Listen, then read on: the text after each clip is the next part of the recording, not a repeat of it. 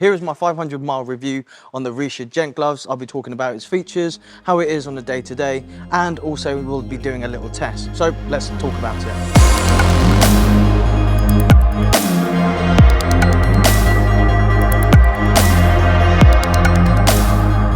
So Richa invited us at the tail end of the summer to actually go down to their facility in Belgium, and what I gathered from my experience there is that they always use the best materials in the construction of their products, and there's no exception with these Richa Ghent Gloves. So the features that actually made me personally want to buy these myself, starting off with the fact that it has Gore-Tex. The Gore-Tex they use is actually Gore Grip, which means that the layers are tightly bonded together in order to give us maximum dexterity as well as have a tactile feedback on the grips, which is always nice.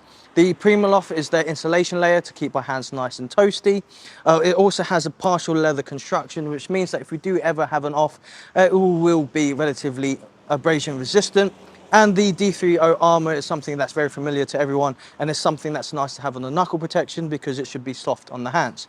Not also to forget that these are actually short cuff gloves. A lot of winter gloves are normally longer cuffs and can be quite bulky, and I prefer something with a short cuff, so something to consider. I mentioned that I've done 500 miles in the gloves, and that's not just only to and from work and going out on the weekends. So to better illustrate my actual performance with the gloves itself, I'll talk about some trips that I've recently been on. If you're familiar with this already, the Reading Tour Run happened this year. I went on that, and on that day it was relatively wet. Those that went on it can vouch for that as well, and I found that these gloves were fully waterproof and it didn't feel wet at all. The only thing that got me was the fact that these cuffs, if you don't seal it properly with your jacket over the top, it does allow water ingress to accumulate around the cuff itself. Now, another trip that I've been on is going down to Brighton. It was mostly motorway miles because I just wanted to get down there. And my hand was warm before I put it into the glove because of the Primaloft. And even on that long stint on the motorway, it was nice and toasty once I got down to Brighton. So that's to say that the Primaloft in this is actually fantastic. The visor wipe works really well as well. So when I was riding along, if any rain actually accumulated on my visor, I could wipe it off so easily. And that was super convenient. Now, that's not to say that this doesn't have any drawbacks. It does have a couple. One being the fact that the cuff does ride up, so it's a bit annoying when you already have a glove on to try and fix that so it fits nicely underneath your jacket.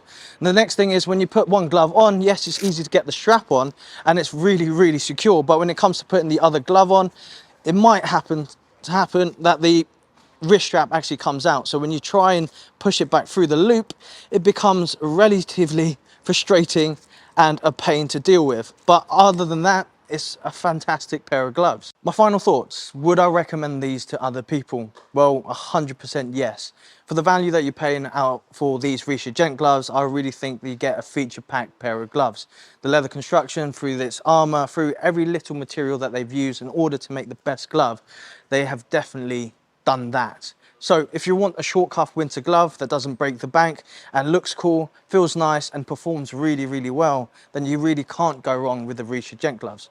Now, if you did enjoy this video, please give us a like, leave a comment down below if there's any more questions you want on these gloves or any other pair of gloves. We're sure to do a review on them in the future. Ride safe, and I'll see you all soon.